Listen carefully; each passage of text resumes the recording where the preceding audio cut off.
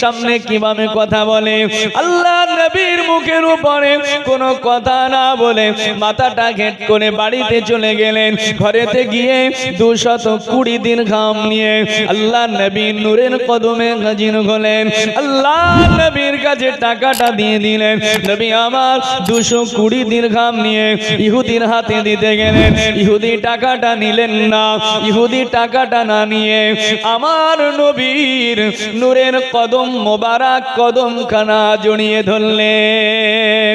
ইয়া রাসূলুল্লাহ ইয়া হাবিবাল্লাহ, ইয়া রাসূলুল্লাহ ইয়া হাবিবাল্লাহ, হুজুর আর দেরি নয়, হুজুর আমি বড় ভুল করেছি, হুজুর আমি বড় অন্যায় করেছি, হুজুর আমি বড় অপরাধ করেছি, হুজুর আপনি আমাকে মাফ করে দেন, হুজুর আপনি আমাকে ক্ষমা করে দেন। ইয়া রাসূলুল্লাহ ইয়া হাবিবাল্লাহ, হুজুর আমি আপনাকে অনেক কষ্ট দিয়েছি হুজুর, তবে খামাখায় আপনাকে কষ্ট দেই নাই হুজুর। আমি তাওরাত শরীফ খানা পড়েছি, তাওরাতের ভিতরে আমি দেখেছি আখিরি জামানার যিনি নবী হবে ওই নবীর আদর্শ হবে সিলমান কাতাকা ওয়াফু আম্মান যালামাকা।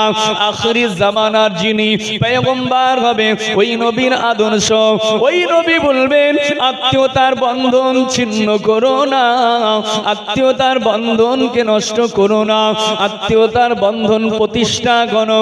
ওয়াফু আম্মান যালামাকা, আর যদি কেউ কাউকে অত্যাচার করে অত্যাচারের বদলা অত্যাচার দিবে না, অত্যাচারের বদলাটা ক্ষমা দিয়ে দেবে। জোরে বলুন সুবহানাল্লাহ। ইয়া রাসূলুল্লাহ ইয়া হাবিবাল্লাহ, হুজুর আপনার আদর্শ আখিরি জামানার নবীর আদর্শ হবে ক্ষমা করে দেওয়া। অত্যাচার করলে অত্যাচার করবে না, অত্যাচার করলে ক্ষমা করে দেবে।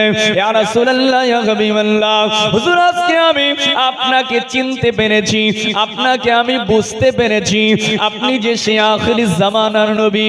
হুজুর তাই আর দেরি নয়, আর দেরি নয়, এই মুহূর্তে আপনি আমাকে ঈমানের কলিমা খানা পড়িয়ে চিরতরের মতো মুসলমান বানিয়ে নিন। আর একটু জোরে। তাহলে ইহুদি ইসলাম কবুল করলো নবীজি আদর্শে, আমাদেরকেও সেই আদর্শ আমাদের মধ্যে নিয়ে আসতে হবে, সেই আদর্শ আমাদের মধ্যে ঢোকাতে হবে। প্রিয় ভাইরা, এটাই শিক্ষা দিয়েছে আল্লাহ কোরআন মাজিদে এই আয়াতে।